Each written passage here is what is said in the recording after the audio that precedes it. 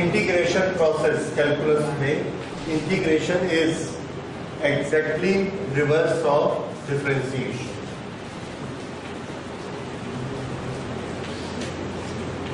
Reverse of differentiation. Okay, इसमें हम दोनों चीजें डिस्कस करेंगे। पहले इंटीग्रेशन कैसे करते हैं मैथमेटिक्स में, और उसके बाद फिजिक्स में किस पोजीशन में, फिजिक्स में किस जरूरत पर हमने इसको यूज करना है, दोनों चीजें। तो पहले प्रोसेस देखते हैं कि इंटीग्रेशन का मतलब क्या होता है। डिफरेंशिएशन में हमने देखा था दो प्रोसेस हमने कंबाइन की थी, डिफरेंस निकालना और फिर डिवीजन करना।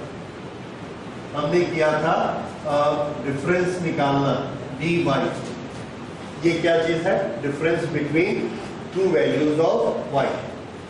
dx, the difference between two values of x। जब x में dx चेंज होता है तो y में dy चेंज होता है, क्योंकि y x पर डिपेंड करता है। और इन दोनों चेंज अपॉन चेंज को हमने डिवाइड कर दिया, तो हमको क्या मिलता है, डिफरेंशिएशन। ये प्रोसेस हुआ। तो इसमें हमने पहले क्या किया, डिफरेंस माइनस, उसके बाद क्या किया, डिवीजन। ये दो प्रोसेस हुए। इसको उल्टा कर दीजिए। लास्ट में जो डिवीजन किया था उसको हम पहले करेंगे मल्टीप्लिकेशन।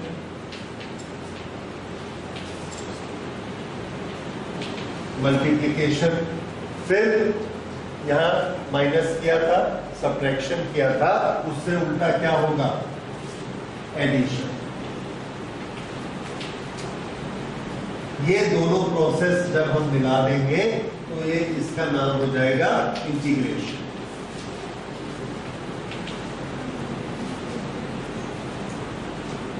तो डिफरेंशिएशन क्या था, differentiation subtraction, subtraction is what, difference. और उसके बाद अगली प्रोसेस हमने क्या की थी, डिवीजन। ये होता है डिफरेंशिएशन। इसको उल्टा किया, मल्टीप्लिकेशन, और उसके बाद एडिशन वापस। तो इस प्रोसेस को क्या बोलेंगे, इंटीग्रेशन। इंटीग्रेशन को लिखते कैसे है, ओके। इंटीग्रेशन के लिए पहले हमने फंक्शन लिया y, उसको मल्टीप्लाई किया, या y is a function of x। तो y का कुछ ना कुछ रिलेशन होगा, 2x² - 3, 3x + 4, ये सब x के फंक्शन। तो ये जो फंक्शन ऑफ x है y, इसको हम मल्टीप्लाई करेंगे dx से, dx से। ये हो गया मल्टीप्लिकेशन। फिर ऐसे एक बार, दो बार, तीन बार, चार बार करते जाएंगे और सबको आपस में ऐड कर देंगे, और ऐड करने के लिए ये हम निशान लगाएंगे, इंटीग्रेशन। तो ये हमारा एक्सप्रेशन बना, इंटीग्रेशन ऑफ y। तो इंटीग्रेशन ऑफ y को कैसे लिखा जाता है, ये एक साइन बनाएंगे इंटीग्रेशन का, ये है y और ये है dx। तो पहले हमने मल्टीप्लिकेशन करना है, फिर एडिशन करना है। तो ये चीज अभी आपको समझ में नहीं आ रही है कि इसमें मल्टीप्लिकेशन और एडिशन कहाँ है। तो देखिए, इसको मैं आपको फिजिक्स के एग्जांपल से बताता हूं। एक ऑब्जेक्ट मूव कर रहा है और उसकी वेलोसिटी लगातार चेंज हो रही है, तो हमने उसका वेलोसिटी टाइम ग्राफ बनाया। वेलोसिटी टाइम ग्राफ बनाया और वो ऐसा बना, इस तरह से। अब हमने बोला कि टाइम t1 से लेके टाइम t2 तक इसका डिस्प्लेसमेंट बताइए, t1 से लेके t2 तक डिस्प्लेसमेंट। और हमको मालूम है कि डिस्प्लेसमेंट क्या होता है, area below VT graph, area under the VT graph. तो हमने क्या किया, यहाँ पर लाइन खींची और यहाँ लाइन खींची। अब हमको इसका एरिया चाहिए।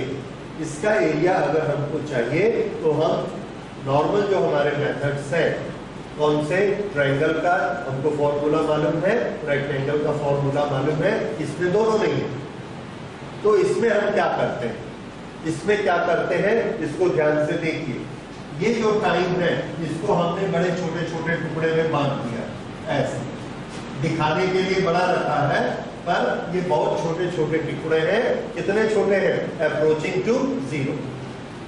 कल हमने कंसेप्ट डिस्कस किया था कि ये छोटे को हम कितना छोटा कर सकते हैं, उसका नाम क्या देंगे, अप्रोचिंग टू 0। ये उतने छोटे छोटे टुकड़े हैं और हर टुकड़े की चौड़ाई है dt। ये टाइम कितना है, dt। पूरा एरिया निकालना है हमको, याद रखिए। ओके, तो यहां हम इसको ऐसे ऊपर उठाते हैं। ये जो चीज हमको मिली ये बहुत ही छोटी है, इतनी छोटी है कि ये जो लाइन टेढ़ी है इसको हम मान सकते हैं कि वो लाइन सीधी। फिर से देखिए, ये लाइन ऐसी है और हमने इसको ऐसा किया, दिख रहा है ये टेढ़ा है, तो हम इसमें रेक्टेंगल का फॉर्मूला नहीं लगा सकते एरिया के लिए। पर अगर हम इसको ऐसा कर दें, अब ये दोनों पॉइंट नजदीक आ गए, डिफरेंस बहुत कम हो गया, अब हम अप्रोक्सीमेटली रेक्टेंगल का फॉर्मूला लगा सकते हैं। अगर आपको अभी भी ऑब्जेक्शन है तो हम ये वाला रेक्टेंगल ले लें। अब देखिए ये ऑलमोस्ट कैसा हो गया, स्ट्रेट लाइन। अगर हम इसको और छोटा कर देंगे, एकदम छोटा, ये है dt। dt ऑलमोस्ट कितना होता है, 0। अगर इतना छोटा कर देंगे तो ये दोनों एकदम नजदीक हो जाएंगे और ये ऑलमोस्ट कैसा हो जाएगा, स्ट्रेट लाइन। उस समय अगर हम इसका एरिया निकालेंगे, that is length multiplied by width. ये किसका फॉर्मूला है, रेक्टेंगल का, लेकिन हम उस फॉर्मूले को यहां लगा देते हैं। क्यों लगा देते हैं, हम इस चीज का एडवांटेज लेते हैं कि जब हम चौड़ाई को बहुत छोटा करते हैं तो ऊपर वाली साइड जो पहले टेढ़ी दिख रही थी, ये जो साइड टेढ़ी दिख रही थी, अगर ये लाइनें बहुत ही पास में आ जाएंगी तो उसको हम क्या मान सकते हैं, सीधा मान सकते हैं। ये बात समझ में आ रही है, एक पॉइंट उसके बाद दूसरा पॉइंट, दोनों पॉइंट एकदम नजदीक कर लिए तो ऊपर की लाइन जो है उसको हम क्या मान सकते हैं, सीधा। अगर उस लाइन को हम सीधा मान सकते हैं तो हम रेक्टेंगल का फॉर्मूला यूज कर सकते हैं, उसकी परमिशन है। तो हम इसमें रेक्टेंगल का फॉर्मूला यूज करेंगे तो इसका एरिया कैसे निकलेगा, इसका एरिया ऐसे निकलेगा कि ये है हाइट है वेलोसिटी v और ये है छोटा सा टाइम dt। तो इसका एरिया कितना हो जाएगा, v इंटू dt। ये एरिया है और ये एरिया पूरा एरिया नहीं है, ये सिर्फ इतने का एरिया है, इस छोटे से। क्योंकि ये छोटा सा एरिया है इसलिए इसके एरिया के सामने भी हम लोग d लगा, da, small area. Small area is given by velocity into very small time. ये प्रोसेस आपको समझ में आनी चाहिए। सो ये जो है इसका एरिया हमने कितना निकाला, v इंटू dt। ये वेलोसिटी और ये v, ये इतना छोटा है कि हम इसके टेढ़े होने का ऑब्जेक्शन नहीं कर सकते। उसके बाद यहां पर हमने फिर इससे बिल्कुल चिपका हुआ एक और ऐसे रेक्टेंगल बनाया। ये दोनों पॉइंट भी एकदम नजदीक हैं और ये इसका एरिया निकाला। इसका एरिया फिर से कितना निकला, v इंटू dt। फिर तीसरा, फिर चौथा, फिर पांचवा, ऐसा कर करके सबके एरियाज निकालते चले गए। क्या प्रोसेस कर रहे हैं हम, multiplication, v multiplied by dt, फिर v multiplied by dt, v multiplied by dt। ऐसा करके यहां से लेके यहां तक पूरा हमने कर लिया। उसके बाद हमारे जितने रिजल्ट आए, इसका रिजल्ट आया छोटा सा एरिया, फिर इसका रिजल्ट आया एक और छोटा सा एरिया, फिर इसका रिजल्ट आया एक और छोटा सा एरिया। ये जितने एरियाज आए सबको हमने क्या कर दिया, ऐड। अगर हम सबको ऐड कर देंगे तो हमने क्या निकाल लिया, पूरा एरिया निकाल लिया और हम पूरा एरिया ही निकालना चाहते हैं। इसलिए ये जो प्रोसेस है, इस प्रोसेस में आप देखिए हमने दो काम किए। पहले क्या किया, multiplication, v into D T, v into D T, v into D T. कौन सा काम किया, मल्टीप्लिकेशन। उसके बाद मल्टीप्लिकेशन के जितने प्रोडक्ट आए सबको आपस में क्या कर दिया, ऐड, एडिशन। दोनों काम को इकट्ठा हमने किया तो उस पूरे का नाम क्या हो जाएगा, इंटीग्रेशन। तो इसका जो हमने एरिया निकाला वो इंटीग्रेशन से निकाला। अब उसको लिखेंगे कैसे? तो लिखने का तरीका है, पहले जो दो चीजें हमने मल्टीप्लाई की, कौन कौन सी? v और dt, इसके बीच में डॉट लगाया। ये क्या बताता है कि हमने मल्टीप्लाई किया v और dt। ये बहुत जरूरी है, जो डिफरेंशिएशन में जरूरी शर्त थी वो इसमें भी है कि velocity should be a function of time. तो ये v dt बना। अब ये मल्टीप्लिकेशन हो गया। अब सभी v dt को आपस में जोड़ना है। आपस में जोड़ने के लिए मैथमेटिक्स में आपने एक साइन पढ़ा है, समेशन। समेशन क्या बताता है? पूरी सीरीज को जोड़ना। लेकिन कैलकुलस में उसी साइन को हमने बदल दिया है और उसको हम कहते हैं इंटीग्रेशन। इस साइन को क्या कहेंगे? इंटीग्रेशन। तो इंटीग्रेशन v dt, ये हमको क्या देता है? पूरा एरिया। इस तरह की जरूरत जब हमको फिजिक्स में होती है तो हम कौन सा ऑपरेशन करते हैं? v इंटू dt, और इससे हमको यहाँ पर पूरा एरिया मिलेगा। एरिया तो फिर से देखिए, स्मॉल एरिया dA हमको किससे मिलता था? v इंटू dt से। तो फुल एरिया A किससे मिलेगा? सभी dA को आपस में जोड़ना है। सभी को आपस में जोड़ने के लिए हमने ये साइन लगाया और इसको ऐसा ही लिख दिया, v इंटू dt। ये इंटीग्रेशन का मतलब है। तो इंटीग्रेशन का मतलब समझने के लिए ये वैल्यू आपको समझ आनी बहुत जरूरी है कि इंटीग्रेशन का मतलब क्या है। ये हर छोटे छोटे मल्टीप्लिकेशन को आपस में ऐड करते हैं। इसमें हम पहले किसकी वैल्यू निकालते हैं? एक छोटी सी वैल्यू निकालते हैं और फिर सबको आपस में जोड़ देते हैं। एक छोटा सा एग्जांपल और देखिए। एक स्प्रिंग पे हमने फोर्स लगाया। शुरू में फोर्स की वैल्यू कम है, जैसे जैसे स्प्रिंग दबता है यानी उसका एक्स चेंज होते जाता है, वैसे वैसे हमको फोर्स भी चेंज करना पड़ता है, ज्यादा फोर्स लगाना पड़ता है। तो उसका हमने ग्राफ बनाया।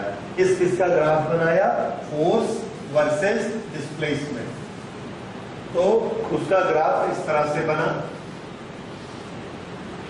फोर्स और डिस्प्लेसमेंट ऑफ द स्प्रिंग। तो हमने क्या देखा कि शुरू में हमको फोर्स कम लगाना पड़ता है और बाद में फोर्स हमको ज्यादा लगाना पड़ता है। यह मेडिप्लाई, इस तरह से हमने फोर्स लगाया। ओके, ऐसा किया। या जैसा स्प्रिंग का नेचर होगा ये हमने बनाया। अब हमको इसमें वर्क डन निकालना कि स्प्रिंग को दबाने में हम फोर्स लगा रहे हैं, डिस्प्लेसमेंट कर रहे हैं, तो force into displacement work done, तो वर्क डन निकालना। अब अगर ये फोर्स है, ये डिस्प्लेसमेंट है, दोनों के मल्टीप्लिकेशन से वर्क डन निकलता है। तो ग्राफ के चैप्टर में हमने क्या पढ़ा है? जब दो चीजों का मल्टीप्लिकेशन होता है तो ग्राफ में वो मल्टीप्लिकेशन हमको किससे शो किया जाता है? तो आंसर है एरिया से शो किया जाता है। जब दो चीजों का डिवीजन होता है तो किससे शो किया जाता है? स्लोप से। और जब दो का मल्टीप्लिकेशन है तो किससे शो किया जाता है? एरिया से। ओके, तो force into displacement work done होता है। और पहले इसकी वैल्यू x1 थी, पोजीशन स्प्रिंग की, ये दबा के हमने x2 कर दी, x1 से दबाकर x2 कर दी। तो हमने वर्क कितना किया? तो हमारा आंसर है वर्क आपने किया इसका एरिया। क्यों? एरिया क्या बताता है? Force multiplied by displacement, that is work done. तो वर्क डन के लिए एरिया, तो एरिया कैलकुलेट कर दो। अब इसका एरिया कैलकुलेट करें, कैसे करेंगे? ना तो ये ट्रायंगल है ना रेक्टेंगल। तो इसके लिए फिर फोर्स धीरे धीरे ऐसे बढ़ते जाता है, तो हम क्या करते हैं? ये छोटे छोटे इसमें रेक्टेंगल बना। एक रेक्टेंगल का हमारा टारगेट क्या याद रखिए? टोटल एरिया निकालना। एक रेक्टेंगल का छोटा सा एरिया हमने लिया dA। एरिया क्या एग्जिबिट करता है? Work done. इसलिए हमने इसका नाम बदल दिया और इसको लिखा dW। ओके, छोटा सा वर्क डन जो इस एरिया से रिप्रेजेंट होता है। कैसे कैलकुलेट करेंगे? ये हाइट लेंगे। ये हाइट क्या दिखाती है? फोर्स।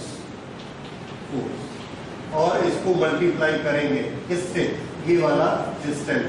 अगर ये x इधर बढ़ता है तो ये छोटा सा डिस्टेंस कितना होगा, dx, तो ये इसका एरिया निकल गया। So this area is f multiplied by dx। ये स्मॉल वर्क डन। इतने से dx डिस्प्लेसमेंट के लिए वर्क डन कितना होता है, f into dx, small work done. तो dw is f into dx। ये चीज समझ में आई।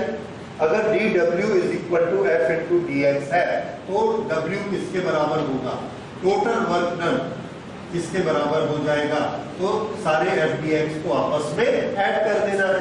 ऐड करने के लिए क्या साइन लगाते हैं, integration and integration f dx। ये वर्क डन का फॉर्मूला है। So when the force is variable, what is formula for work done, work done is equal to integration f dx। ये जो प्रोसेस होगी multiplication plus addition, that process is known as integration. तो integration process का मतलब समझ में आया आपको, कैसे करना है उसको देखेंगे, लेकिन प्रोसेस होती क्या है ये समझ में आ गया। दो प्रोसेस कंबाइंड है, मल्टीप्लिकेशन प्लस एडिशन। और मल्टीप्लिकेशन, जिस दो क्वांटिटी का मल्टीप्लिकेशन होता है वो एक दूसरे पे डिपेंड करनी चाहिए, एक डिपेंडेंट और एक इंडिपेंडेंट। जैसे जैसे x बदलता है वैसे वैसे f बदलता है। ये है कहाँ हमको इंटीग्रेशन की जरूरत पड़ती है। ओके, अब हम देखते हैं इंटीग्रेशन किस तरह से करना है। ये रिवर्स प्रोसेस है डिफरेंशिएशन की। हमने वेलोसिटी का हमको फॉर्मूला मालूम है डिफरेंशिएशन की भाषा में, ये क्या होता है, dx बाई dt। ओके, अगर हम इसको इससे मल्टीप्लाई करें तो क्या मिलेगा हमको, dx is equal to v into dt। dx क्या है, छोटा सा डिस्प्लेसमेंट। अगर पूरा डिस्प्लेसमेंट करेंगे तो हम क्या कर देंगे, समेशन कर देंगे, इंटीग्रेशन कर देंगे। तो ये क्या बन जाएगा, अगले स्टेप में dx dx dx सब आपस में जोड़ेंगे तो क्या बनेगा, x। तो इसको इंटीग्रेट करेंगे तो इसको भी इंटीग्रेट करेंगे, तो x is equal to integration v dt। ये देखिए x is equal to v dt। ये उल्टी हो गई प्रोसेस, ये हमने x को लिखा। अच्छा, तो ये जो प्रोसेस है v dt is equal to x, जबकि v क्या था, dx बाई dt। ये उल्टी प्रोसेस होती है। अच्छा, अब हम फॉर्मूलास पे आते हैं। फॉर्मूला में हमने पहले एक प्रोसेस की थी, that x to the power n, ना इसको मैं इस तरह से लिखता हूं,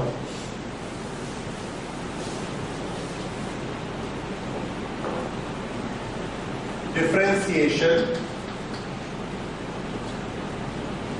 v by dx of x to the power n।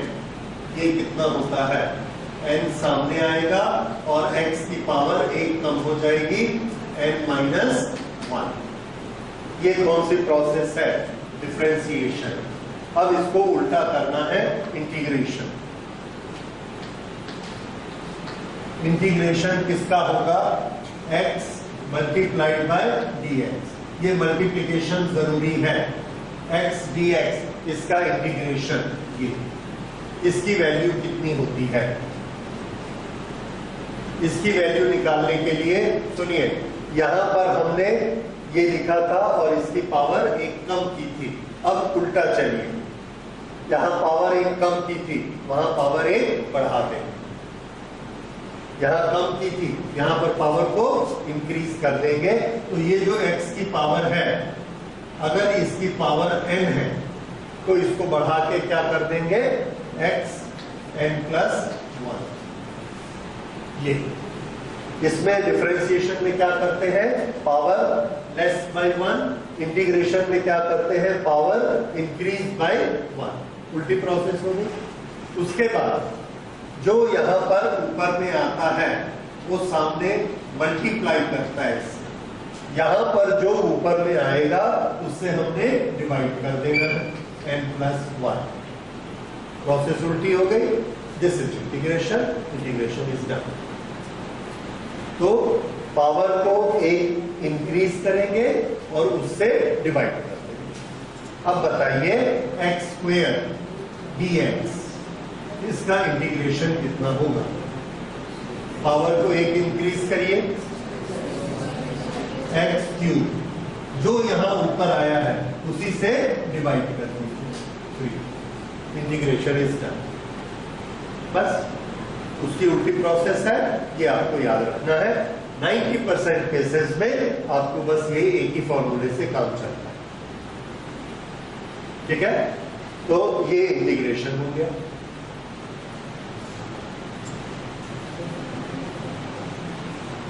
अगर कांस्टेंट का मल्टीप्लिकेशन है तो क्या करना? जैसे हमें दिया गया है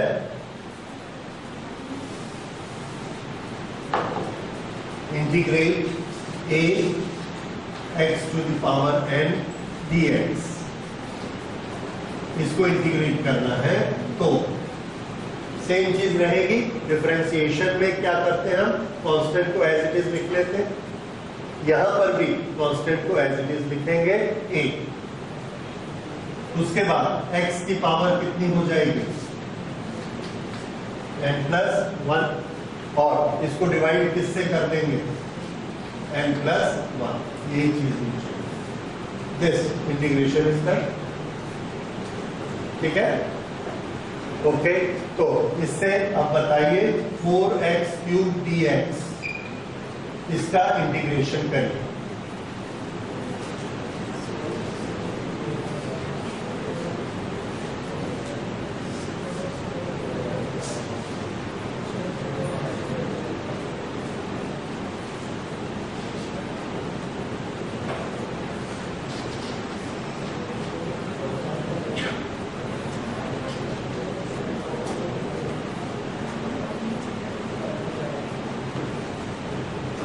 कितना?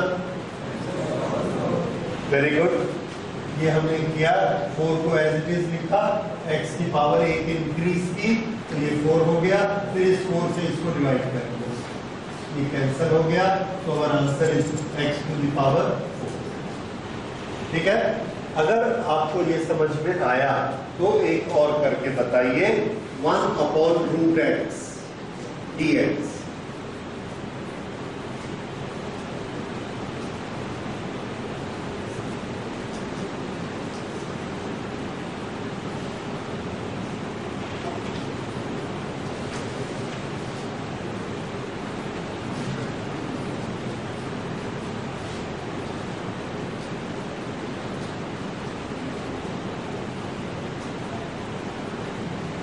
इसको पहले इसमें कन्वर्ट कर लीजिए। x की पावर कितनी हो जाएगी? हाफ। ऊपर जाएगा तो क्या हो जाएगी?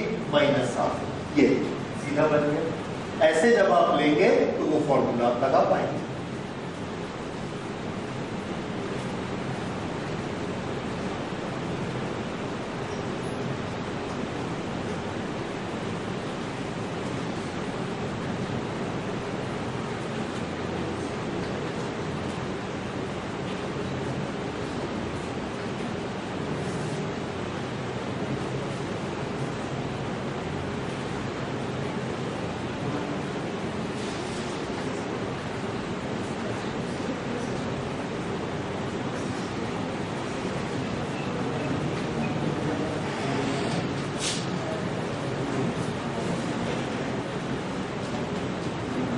देखिए, इसकी पावर में +1 करना है, +1 कर दिया तो ये कितना हो गया? -Half + 1 is +half. इसलिए नीचे क्या लिख दिया? +हाफ। हाफ का ये 2 ऊपर चला गया, ये 2 यहाँ आ गया, और ये कितना हो गया? x⁴ अब x⁴ क्या होता है? √x। तो अब इसका आंसर क्या आ गया? 2 × √x। तो इसका आंसर क्या आया? तरीका समझ आया? इस तरह से हम इंटीग्रेट कर सकते हैं। आगे जो क्वेश्चन आएंगे उसमें करेंगे। ओके, तो ये हो गया। अब इसके बाद हम लेते हैं limits of integration, that is definite and indefinite integrals. definite and indefinite integrals.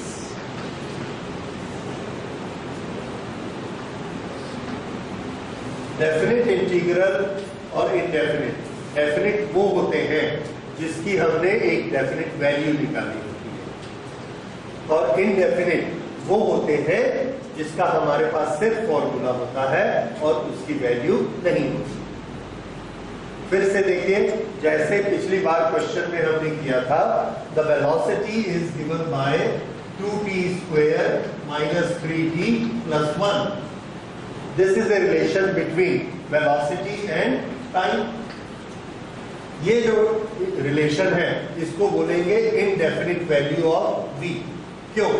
क्योंकि जब हम t को 1 रखेंगे तो v की एक वैल्यू आएगी, t को 2 रखेंगे तो कुछ और वैल्यू आएगी, 3 रखेंगे तो कुछ और वैल्यू आएगी। तो क्या v की वैल्यू डेफिनेट हुई? नहीं। So that is indefinite value of v। तो इनडेफिनिट वैल्यू में आपको इक्वेशन मिलेगा जिसमें दोनों तरफ वेरिएबल रहेगा। जब हम t की वैल्यू रख देते हैं, जैसे t इज इक्वल टू 2 रखा, तो t इज इक्वल टू 2 रखने से ये कितना आ जाएगा, 8 minus 6 plus 1 that is equal to 3। तो v की वैल्यू क्या आ गई? 3। Now 3 is a definite number. अब ये कैसा बन गया? Definite value. तो ये क्या है? इनडेफिनेट, और ये क्या है? डेफिनेट। तो जिस इंटीग्रल को करने के बाद हम ये इक्वेशन लाकर छोड़ दें तो वो इंटीग्रेशन कैसा कहलाएगा? Indefinite integration. जब हम उसमें t की, x की, वेरिएबल की वैल्यू रख देंगे और इसकी वैल्यू निकाल लेंगे, उस समय उसको क्या बोलेंगे? Definite integral. तो इंटीग्रेशन दो तरह से होता है। पहले कौन सा बनेगा हमारा? इनडेफिनेट इंटीग्रेशन, हमको एक इक्वेशन मिलेगा, फिर जब हम उसमें वैल्यू रखेंगे तो वो डेफिनेट इंटीग्रेशन हो जाएगा। अब इसमें सुनिए डेफिनेशन, डेफिनेट इंटीग्रल में लिमिट्स का क्या मतलब है। ओके, हमने एक डायग्राम बनाया था, फोर्स और इधर है डिस्प्लेसमेंट। फोर्स, डिस्प्लेसमेंट, ये इस तरह से।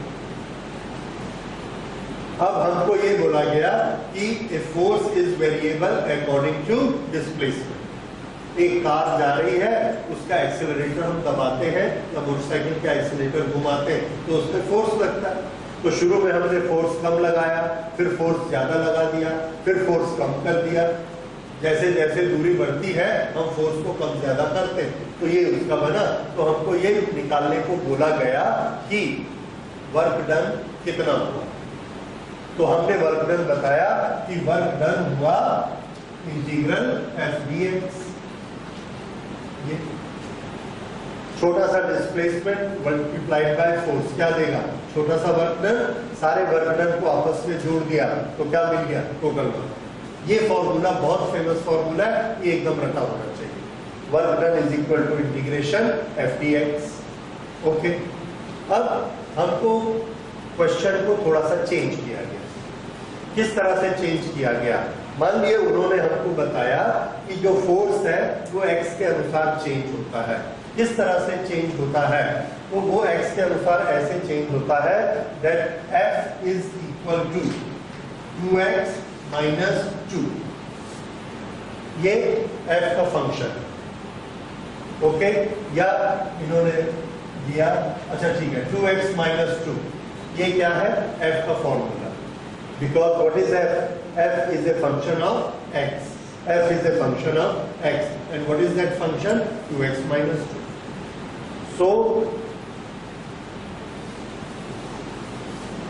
ये f है, हमें निकालना है कि वर्क डन कितना होगा। तो इसको हम शुरू करते हैं। Work done is equal to integration f dx. This is equal to integration f की वैल्यू हमने रखी 2x minus 2 into dx। उसके बाद इस dx को मल्टीप्लाई किया 2x dx minus 2 into dx। उसके बाद इंटीग्रेशन इसका भी होगा और इंटीग्रेशन इसका भी होगा। जैसे डिफरेंशिएशन में होता है हर टर्म का डिफरेंशिएशन, वैसे इसमें होगा हर टर्म का integration. This is equal to 2x dx का इंटीग्रेशन बताइए। 2x की पावर 1 बढ़ा दीजिए, यहाँ 1 है, कितनी हो जाएगी 2, and this is to be divided by 2, ये कैंसिल, ये इसका इंटीग्रेशन हो गया, माइनस इसमें कांस्टेंट एज इट इज रहेगा और dx का इंटीग्रेशन क्या होता है x, x का डिफरेंशिएशन dx और dx का integration x, dx dx dx सबको जोड़ा क्या मिल जाएगा हमको x, तो ये बना x स्क्वायर माइनस 2x, ये किसकी वैल्यू आ रही है वर्क डन, ये वर्क डन का हमको फॉर्मूला मिला इंटीग्रेशन के मेथड से, ठीक है। ये जो फॉर्मूला मिला दिस इज इंटीग्रेशन। अब छोटा सा सवाल और है कि ये डेफिनेट इंटीग्रेशन है कि इनडेफिनेट है, तो आंसर है इनडेफिनेट है। क्यों इनडेफिनेट है? अगर x इज इक्वल टू 1 है तो इसकी कुछ वैल्यू होगी, अगर x इज इक्वल टू 2 है तो कुछ और वैल्यू होगी, x इज इक्वल टू 5 है तो कुछ और वैल्यू होगी। तो जब हम फॉर्मूला बनाते हैं, रिलेशन बनाते हैं, तो वो इंटीग्रेशन का कौन सा फॉर्म होता है? Indefinite form. This is integration done. अब अगर हम ये पूछते हैं, ओके, इसको पहले नोट करिए, इंटीग्रेशन किस तरह से किया।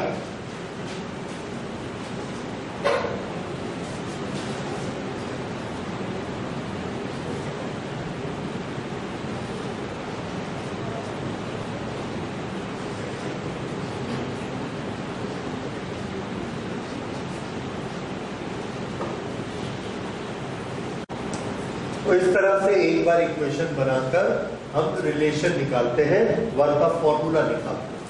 लेकिन कितना वर्क हुआ, अगर कोई हमसे पूछेगा कितना वर्क हुआ तो हम बोलेंगे पहले डिस्प्लेसमेंट बताओ, वर्क डन किस डिस्प्लेसमेंट के लिए हम बताएं। तो उसने हमको बोला what will be the work done when between the displacement 2 to 5 meter, 2 to 5 metre.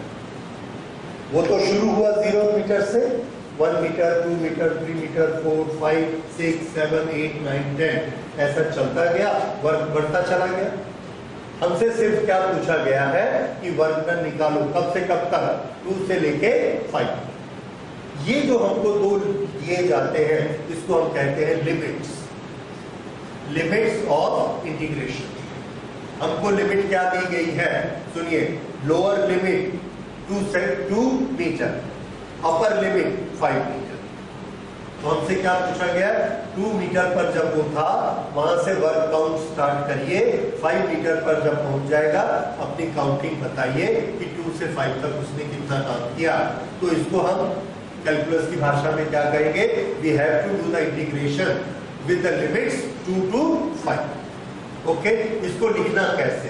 इसको हम ऐसे लिखते हैं कि हमको वर्क डन करना है एफ डी एक्स।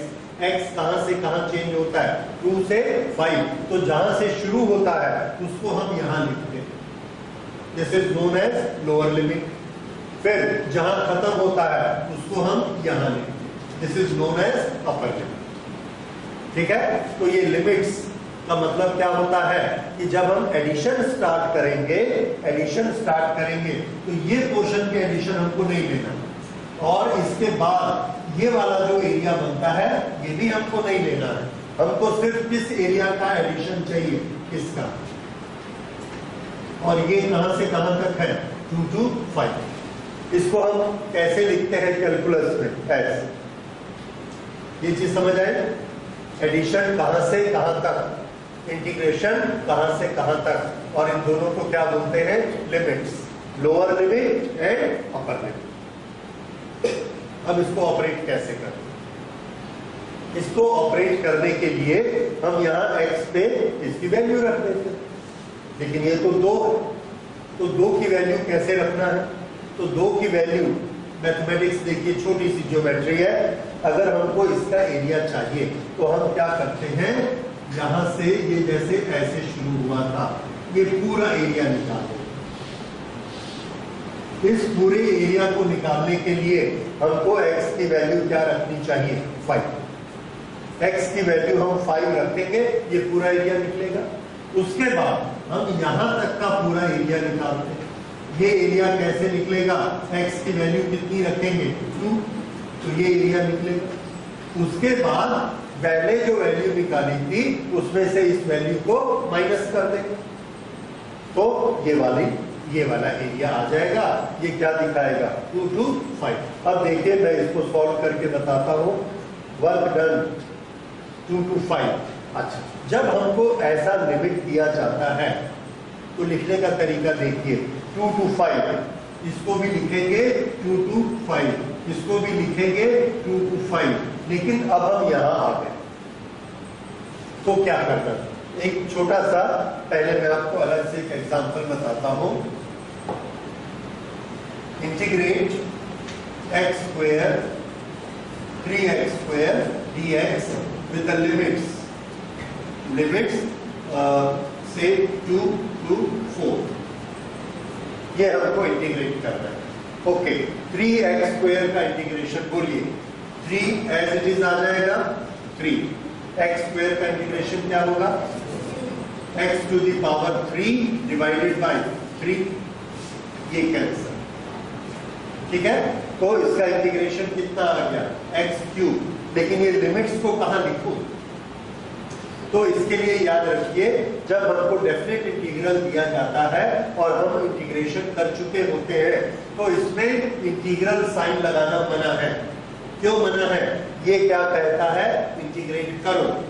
हमने इंटीग्रेट कर दिया, अब अगर हम ये साइन लगाएंगे तो इसका क्या मतलब है? फिर से इंटीग्रेट करो, जबकि इंटीग्रेशन तो हो चुका। अगर हो चुका तो हम इसको नहीं लगाते। जब डिफरेंशिएशन हो जाता है तो हम d by dt को हटा देते हैं। इसी तरह से जब इंटीग्रेशन हो जाता है तो इंटीग्रेशन साइन को हटा देते हैं, लेकिन इस लिमिट को नोटिफाई करना चाहते हैं कि ये एक डेफिनेट इंटीग्रल है। तो हम क्या करते हैं? इस रिजल्ट को एक बॉक्स में लिखते हैं ऐसे। इंटीग्रेशन तो हट गया, अब इसका इंटीग्रेशन नहीं होगा। बॉक्स में लिख के ये जो दोनों लिमिट्स हैं इसको यहां लिख देते हैं। ये मेथड याद रखिए। इसमें और इसमें क्या अंतर है? इंटीग्रेशन हो चुका। क्या निशानी है? इंटीग्रेशन हो चुका, ये साइन नहीं है, dx नहीं है। देखो dx भी गायब और इंटीग्रेशन का निशान भी गायब। इसका मतलब ये इंटीग्रेशन हो गया। लिमिट्स अगर बाकी है तो इसके लिए हमने ये एक बॉक्स बना दिया और इस बॉक्स में नीचे और ऊपर ये दोनों लिमिट्स को लिख दिया, ठीक है। ये अगला स्टेप हो गया। इससे अगला स्टेप देखिए, इससे अगला स्टेप ये होगा, ये बना हमारा this is x cube limits 2 to 4, upper limit 4 lower limit 2, upper limit 4 lower limit 2। अब हम क्या करते हैं? जैसे डिफरेंशिएशन में किया था, x की वैल्यू 4 रखो, तो this is equal to x की वैल्यू 4 रखी तो ये क्या हो गया? 4 to the power 3। उसके बाद x की लिमिट, x की वैल्यू 2 रखेंगे, 2 to the power 3, और इन दोनों को आपस में क्या करना है? ये बड़े एरिया में से छोटे एरिया को क्या किया था? माइनस। तो इसको क्या करना है? माइनस। अब हमको बॉक्स नहीं चाहिए, हमने लिमिट को ऑपरेट कर दिया, लिमिट्स की वैल्यू रख दी और इसका जो भी आंसर आएगा निकाल दिया। तो हम करते क्या है? देखिए, ये जो लिखा हुआ है इसको फिर से लिखेंगे, इज इक्वल टू लिख के एक माइनस का साइन लगाएंगे। माइनस के साइन के इस तरफ और इस तरफ, यहां पर x की वैल्यू क्या रखेंगे? 4, तो 4 to the power 3। माइनस के इस तरफ x की वैल्यू क्या रखेंगे? 2 to the power 3। ये हमारा आंसर आ गया।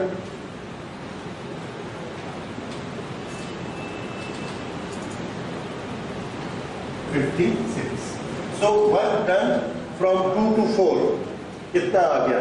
56। This is a definite value. 56 is a definite number, तो ये definite value है। तो ये जो इंटीग्रेशन हमने किया, इस इंटीग्रेशन को क्या करेंगे? डेफिनेट इंटीग्रेशन, क्योंकि इसमें लिमिट्स थी। तो जब लिमिट्स नहीं दी जाती तो ये इंडेफिनिट इंटीग्रेशन होता है और उसमें हमको फॉर्मूला मिलता है। जब हम लिमिट्स को ऑपरेट कर देते हैं तो हमको एक डेफिनेट वैल्यू।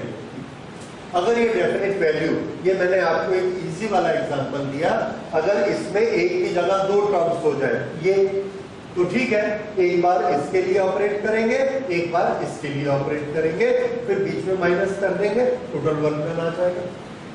ठीक है, तो आप मुझे करके बताइए।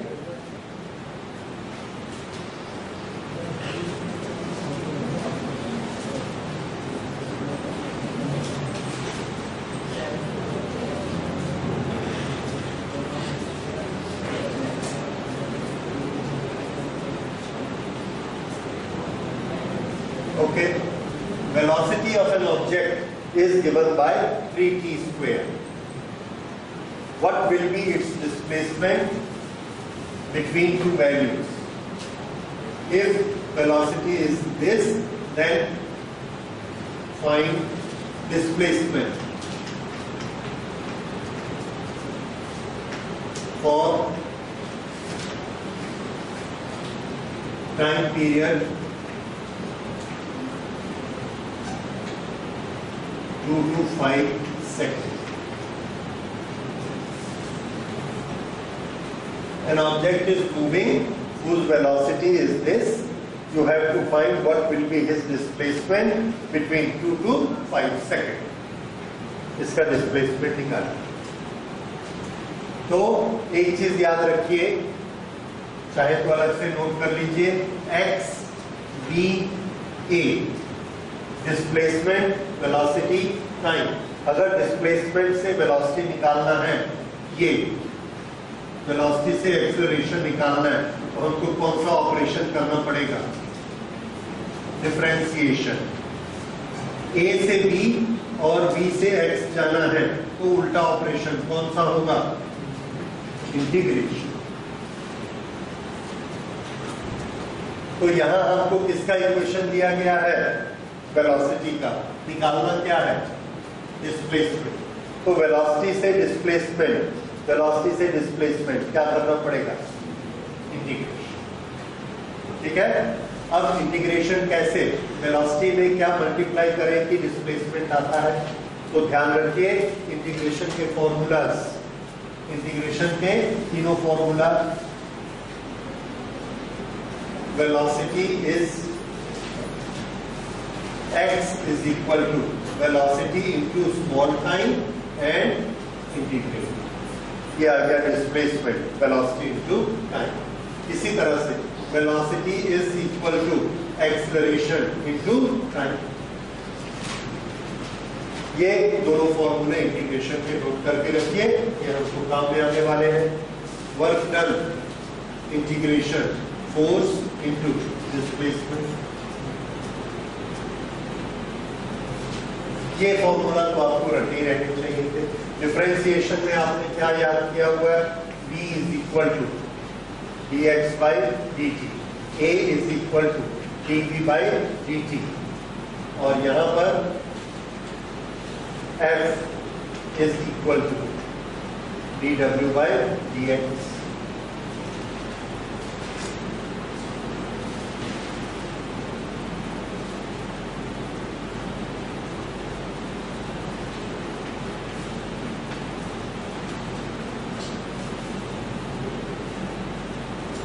ये अभी दोनों हम बाद में पढ़ेंगे, ये अभी हम लोग पढ़ेंगे।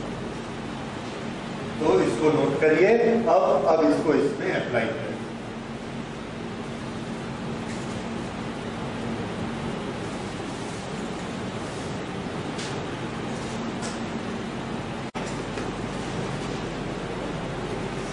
हमको निकालना है डिस्प्लेसमेंट x, और डिस्प्लेसमेंट दिया गया है वेलोसिटी।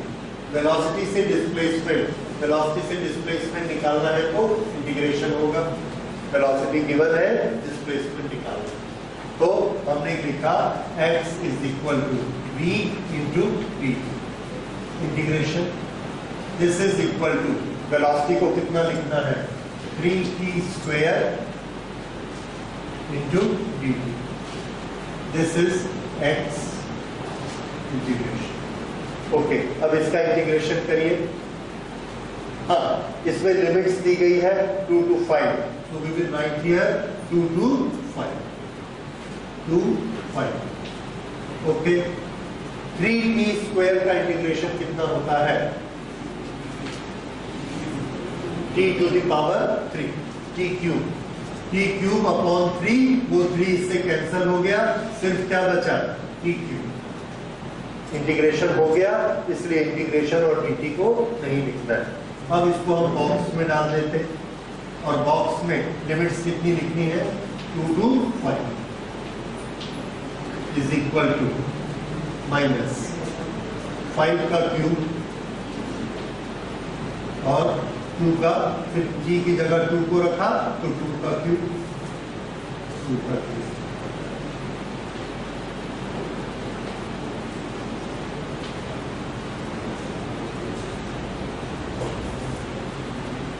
ठीक है?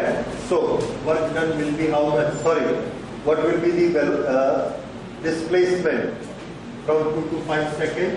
The answer is displacement is 117 meter. ठीक है? This is how we found the displacement. तो ये कुछ समझ में आया? तो ठीक है, इस पे और न्यूमेरिकल्स, 2-3 न्यूमेरिकल्स और है, उसको हम कल करेंगे, और इसको यूज करके S is equal to u t plus half AT square और जो दूसरे फॉर्मूले हैं उसका डेरिवेशन कल करेंगे। अगली क्लास कब होगी आपकी?